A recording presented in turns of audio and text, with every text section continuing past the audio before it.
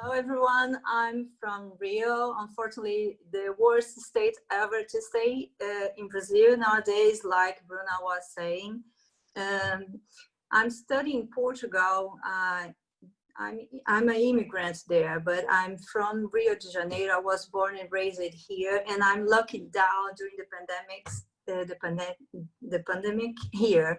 So as we have short time to speak, and I would like to hear a lot about the Amanda experience as well, I'm going straight to the point that the effects of the queerization of the daily life in 3 different areas in Brazil.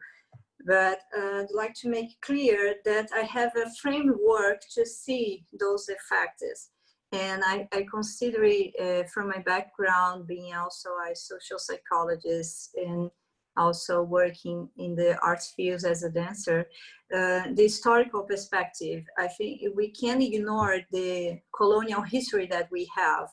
And I choose also to include in my radical feminist perspective and as a gender critical and abolitionist feminist, the colonial perspective. So I'd like to share just a couple of keywords to understand that as I'm speaking as an academic research. I think this could open mindset to understand why Brazil is still going on in these issues of genocide, Black people, indigenous people, female women, and so homophobic. So just beginning also, it seems that have 2 different currents about the colonial studies. We have from a Latin America group that call themselves the Colonial Project. They create a few keywords like coloniality of power, coloniality of being, coloniality of knowledge. So they propose us in their proving to us that this still exists nowadays. That's mainly why they call themselves the colonial project, because they believe that we still have this heritage nowadays and we need to fight them. It's different from the post-colonial authors, that the post assume that there's no more colonial situations. We are achieved a certain level of no more colonial, but it's not from the other group of authors. They don't agree with that. So I'd like to be more in this perspective, because when you think about our history, we need to consider at least 5 centuries of history. This influence our way of thinking and being and producing knowledge, and how we apply all those things in daily life. And sometimes we even don't thinking about it. It's so grounded in our mindset that we just don't recognize it. It's automatic, being racist, being sexist, being all these not good things together, being prejudiced, and creating laws that justify our murders. I don't know how can I say that. So I'd like to say as well as I wasn't supposed to be here. I came as a substitute because as I'm working in a team for the Declaration Portuguese with Eugenia and other Portuguese ladies from Portugal, they are actually Portuguese, I'm immigrants there. We invited the artist to share her experience being arrested and her life destroyed by trans activists. But she was so afraid, she's still traumatized, and she's still making, she concluded that nowadays it's still dangerous for her to expose her history, because took quite a long time, more than 1 year, to come back to work, to find space to show her pieces again and get outside her house, and no more suicide thoughts.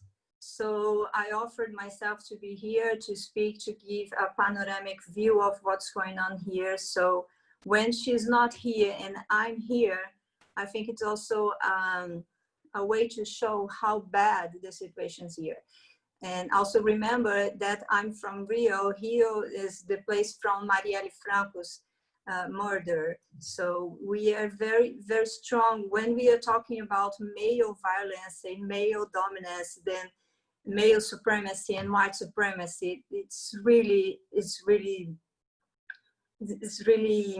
concrete. It's not just a metaphor, not just ideology. It's really interferes in our daily lives. So when you're going to the, I don't want it to be superficial. I don't want to just assume that it's exactly like this. Every academic university, they are trans-aligned, etc. I can do that. Brazil, it's a huge country. We have a continental dimension, so it's impossible for me by myself alone as a researcher assume that. But we have, as Eugenia was speaking from the beginning, that we know a lot of friends, female friends, that have been censorized and arrested to not speak, to not do, to not go, and sometimes they are not invited at all, or they are invited, but the trans activists, they write a letter to the university, create a situation that it started to be impossible to receive them, so the university take it back, the invitation, you know.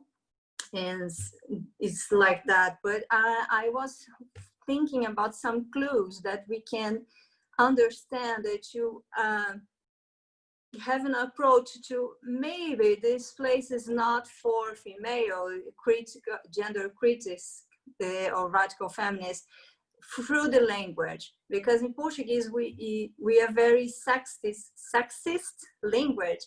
We speak in both, we have female words and masculine words. So it's very clear that we are talking about male or female, and it's very sexist in the sense that we have a group, no matter how many women we have in the group, if we have just a presence of one man, we should speak about this group in masculine, with masculine terms, for example. So when we have, you know exactly that the queer politics, it's arriving at that university or that group of work or that group of researchers when they erase the letter A for female and the letter O for masculine, for male folks. They started to use the X or the E, you know. For example, for those who speak Portuguese, it's very clear. We don't say all, we say todos or todas, with talking about a group of women without one specific guy.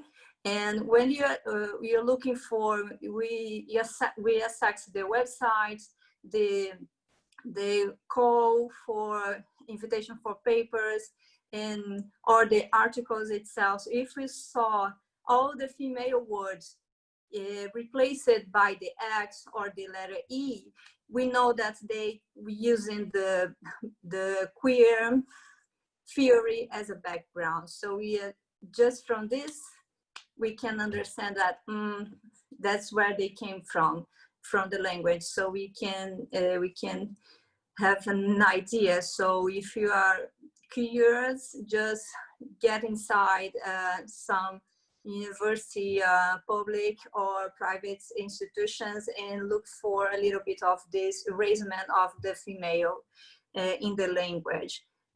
Write down, you can have this clue.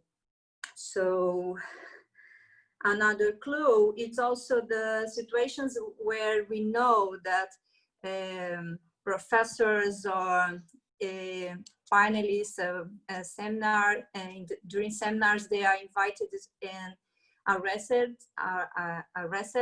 during the seminar, or censorized. The invitations are take it back. For example, Eugenia got through a situation like that here in Brazil. Also, another Brazilian immigrant doing a PhD in France, she was invited to make to do a seminar.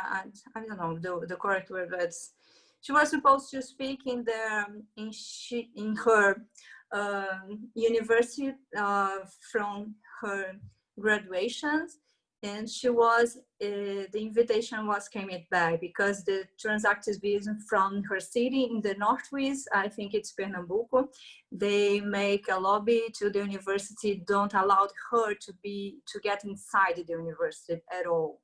So we have these two situations that we can put the lens on and to see how bad things going on. And of course, during our our circle of friends, radical friends, we heard a lot of histories about that and how they are afraid to speak up and to say things.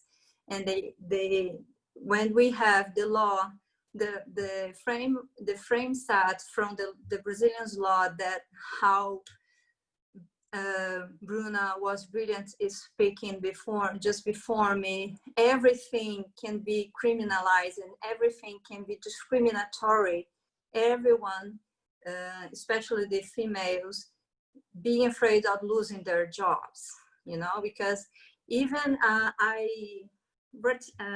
I find a very interesting project from the Universidade Federal do Rio de Janeiro. It's a federal institution from Rio de Janeiro. They are looking for the numbers of how many female philosophers finishing the graduations, and the difference between the male and female philosophers is huge. In 2015 was in the bachelor's undergraduation was 23% of female, and the opposite was only male. But when you think, no, they are thinking about this unfair situations between both sexes, but they are in our sides, they are fighting, they are aware about the female situations, the women's, the rights of women at work, and etc. But no, because when you see how they write down the databases, the informations, they use the X. So which women are being graduated from human sciences, but the women definition is transalized, so it's not that easy to get there yet, at least nowadays. I can speak a little bit more about the situation in the stage artists, because I'm a dancer, but I have thousands of friends from the musicians from the music, other field from the artists. Art is a very huge field as well. It depends a lot of your background, your area, your profession, in which place we are speaking or acting, for example. But it's very clear to realize or to observe that the places where the artists, it's really full of gay and lesbian, the LGBT community. They became queerized. They are queerizing their perspective. They claim to be calling themselves by female names. They became female women and etc. And this kind of being very, very, very the artists, they are very receptive about this. These changes, in the sense that they are not be allowed, not be they don't want to see themselves like a transphobic, homophobic, and those things. And we are used to work together, to be together, and change the break rules and etc. How was supposed to be the after was supposed to be avant-garde on the fights on society. So was kind of naturally becoming more queer. The aims, the goals of the gay community become not more the gay and lesbian, and not more about the sexual orientation, and be on fancy, on the mood. Nowadays it's cool to be queer, so I'm queer, and not all the time they actually know what queer means. Queer is a very hard theory, so that's going on. But for example, the situation that happened with this artist that we invited to speak here, but she's not here, at least for now or for this next month, but she's working with us from the backstage. She was invited for her friends, her gay friends, to a queer seminar at São Paulo. And from that point, she was totally innocent. She was not pick trans. She didn't have this before this event, because she was invited. She was like the diva from the artist from that point, from that moment, because she had a very amazing work, and she's kind of famous on the internet. She has a very, very strong work about the womanhood and these consequences. She's amazing. She's a genius. And they get her to be someone to be pushed in public, during this seminar. And during this seminar, her life became totally a mess, because she became a target, a national target from the trans community here, especially the artists. And the place that she was a target and she did a pickup trans was inside the university. So the university here are not more our women allies anymore. It's more the trans lobby. And I understand the university that should be the place of freedom, free speech, and to create and produce knowledge, and to be a avant-garde. And during the dictatorship in Brazil, it was the place for the youngest to be the resistance against the system, the government, and it's not anymore. And my perception is that our youngs and the left, it's so aimed to be progressive. The progressive with the X, not progressistas or progressistas. So they call everyone that's not with this, not following this code, the trans code, they're transphobic with X. About the sports, the federations and the groups that organizing the different categories of sports, they are recognizing trans to be able to play or to be part of a female team. When we read these few studies, the conclusion that it's still not fair, the limits that the Olympic, International Olympic Committee takes as a pattern to allow trans to play in the female sport, it's still not fair. And they don't have enough time or enough numbers of male bodies became trans with these hormonal situations without even the surgery. Just at 1 year of hormone, it would be okay if they achieve this as a small number. But even the small number, that's 10%, is much higher than the regular women, than us, that should be a 0.8%. So it's still unfair. So the categories that they have during these studies, and also can share this, one of these studies that I I have here in my computer, it's from New Zealand. They use the male body, the male development as a point of start to do the research, because most of the trans are trans women.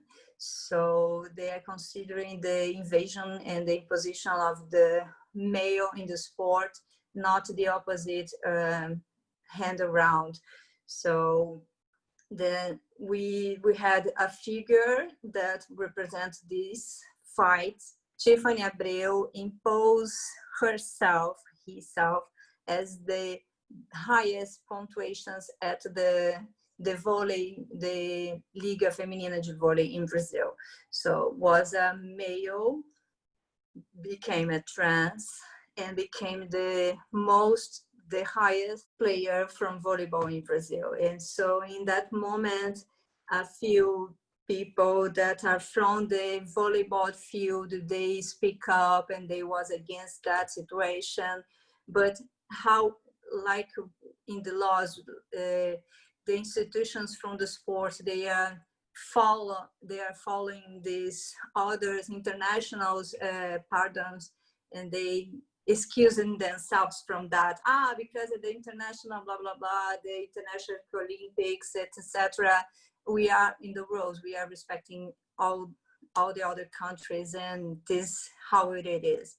So I think it's very important to say that Eugenia has been doing a very, very, very strong and amazing work, speaking up and send letters and send documents from this Brazilian institutions to make a counterpoint about these situations. And we have this from 1 or 2 weeks ago. She invited a Brazilian lady, and she will become the Brazilian representative for the Safe Women's in Sport in Brazil.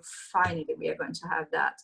And I'd like to invite you also to sign the petition from the women, the Safe Women's in Sport, because they are trying to get this time that the Olympic is postponed. So they are trying to make the Olympics committed back to from the beginning, not allow the male to play with there.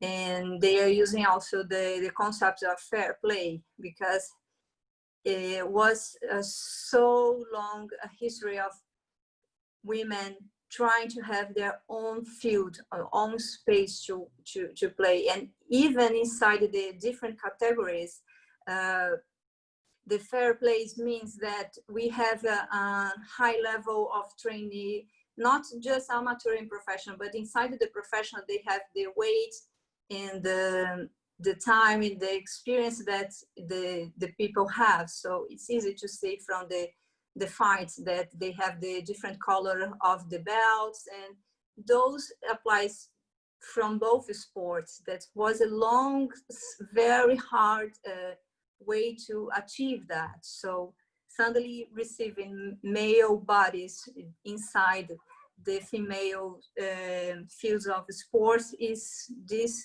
all goes down. It's not fair for anyone in the women's professional sports. And I'd like to bring to the table also a new documentary about the biggest scandals in the female sport.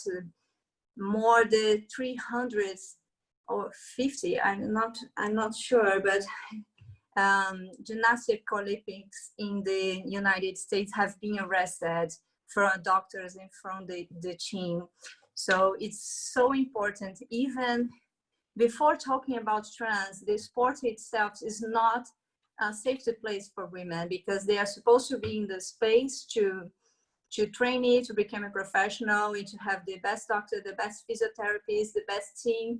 Their families, they give up about everything, so they let be a professional sport. It is very hard to if you don't have a sponsor, it's almost impossible to become or to keep being athletics. And they have been erased, and they have been doing They are denouncing, they are speaking up, but they was shutting down. You know, it is a very, very dark place to stay. So imagine we already have this situation. Imagine how worse would be here to sharing this place, to losing our sport, our best female athletics. Also with the male became the athletics, you know.